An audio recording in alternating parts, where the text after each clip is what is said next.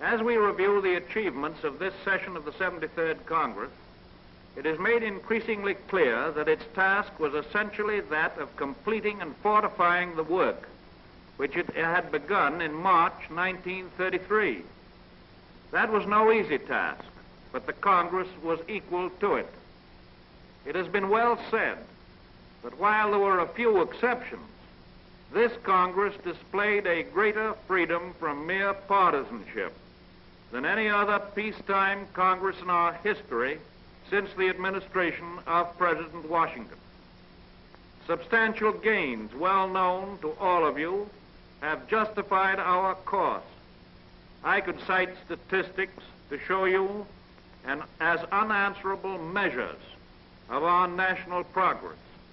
Figures to show the gain in the average weekly pay envelope of workers in the great majority of our industries. Figures to show hundreds of thousands of people reemployed in private industries and other hundreds of thousands given new employment through the expansion of direct and indirect government assistance of various kinds.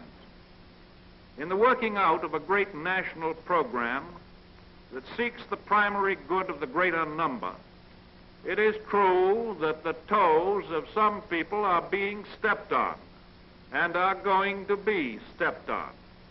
But these toes belong to the comparative few who seek to retain or to gain position or riches or both by some shortcut that is harmful to the greater good.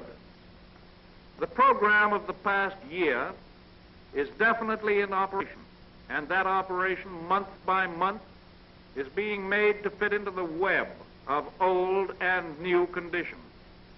A few timid people who fear progress will try to give you new and strange names for what we are doing. Sometimes they will call it fascism, and sometimes communism, and sometimes regimentation, and sometimes socialism.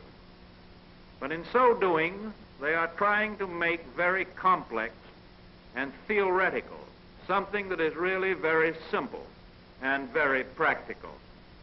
I believe in practical explanations and in practical policies. I believe that what we are doing today is a necessary fulfillment of what Americans have always been doing, a fulfillment of old and tested American ideals. While I was in France during the World War, our boys over there used to call the United States God's country. Let us make it and keep it God's country.